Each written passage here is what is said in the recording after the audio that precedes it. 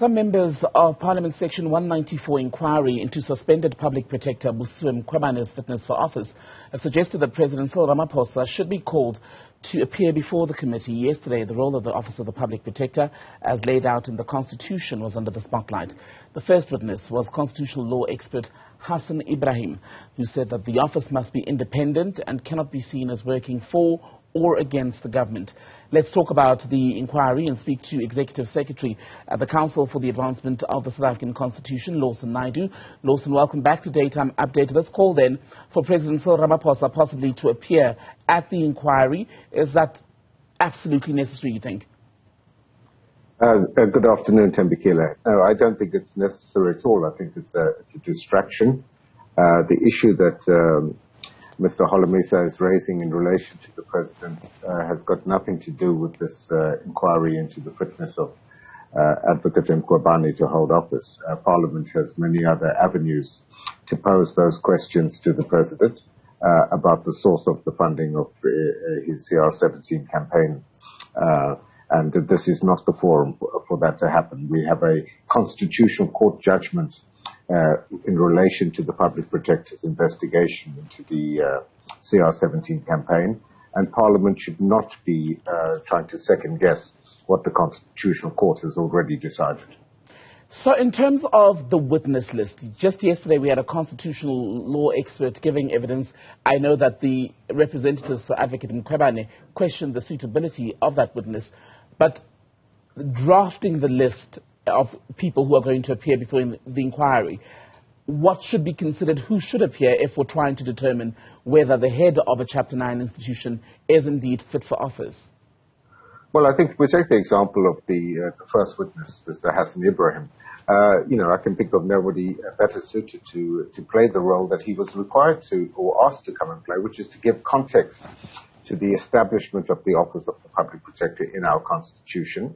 Mr. Ebrahim was the Secretary of the Constitutional Assembly whilst it conducted its work between 1994 and 1997. He would have been privy to all of the discussions that took place in that constitution-making process, and he has a wealth of institutional knowledge that I think Parliament would benefit from. And the testimony that he gave, I think Parliament would do well to reflect on in terms of what the requirements of the office are and so on.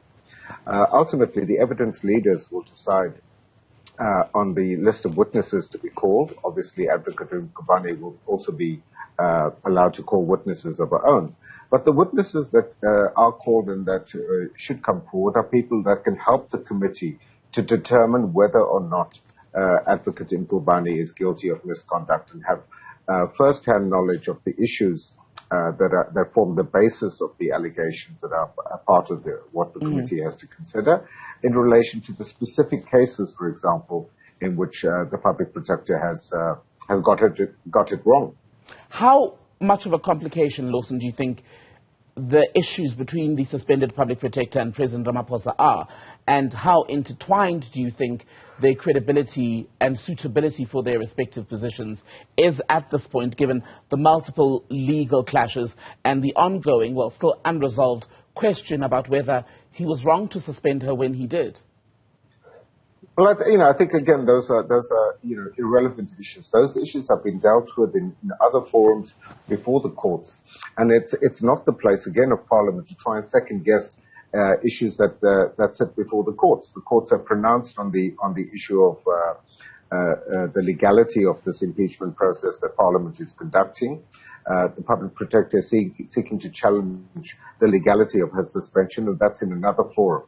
And it would again be wholly inappropriate for Parliament to engage in that. The committee has been established with a clear mandate from the National Assembly to determine whether or not the Public Protector is guilty of misconduct, incapacity or incompetence, and whether she should be removed from office. Those are the issues that the committee needs to focus on, and to hear the testimony from the various witnesses of both sides, and to make a recommendation to the National Assembly.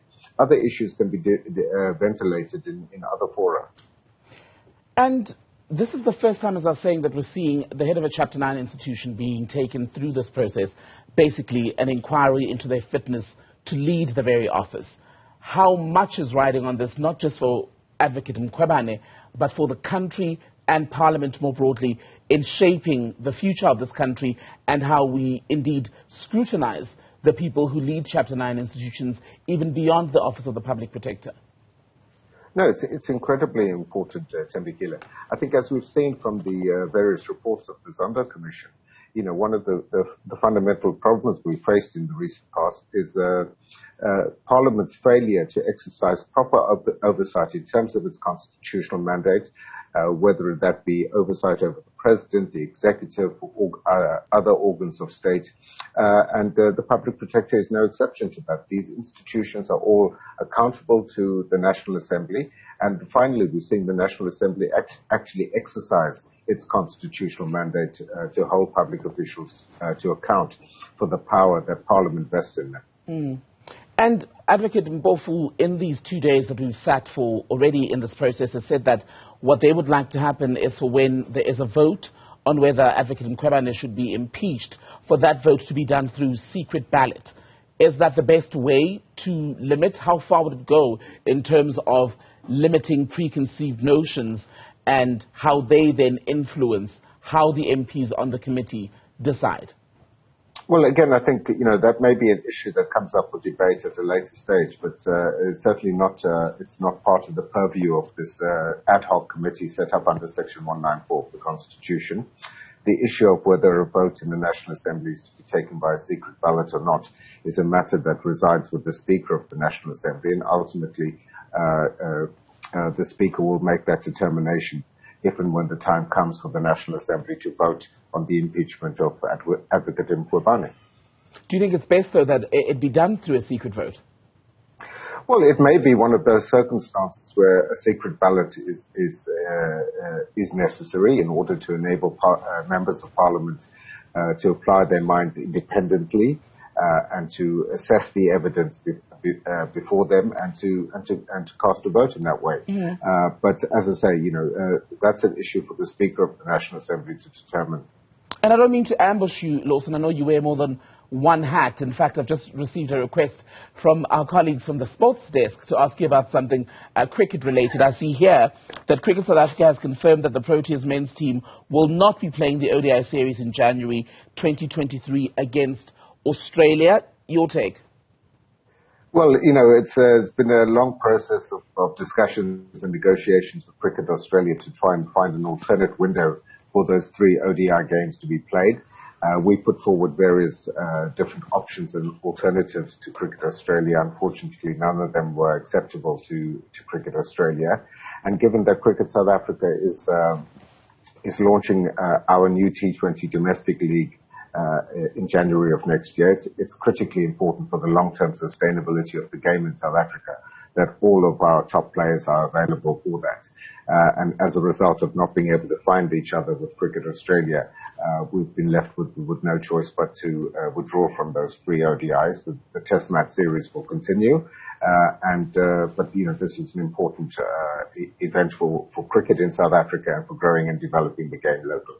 Lawson, Naidoo, thank you very much for your time and your indulgence, especially on that final question that is slightly more different to what we were focusing on. But thank you very much for your reaction to that news just coming in for cricket fans. Then South Africa not going to play the ODI series with Australia at the beginning of next year.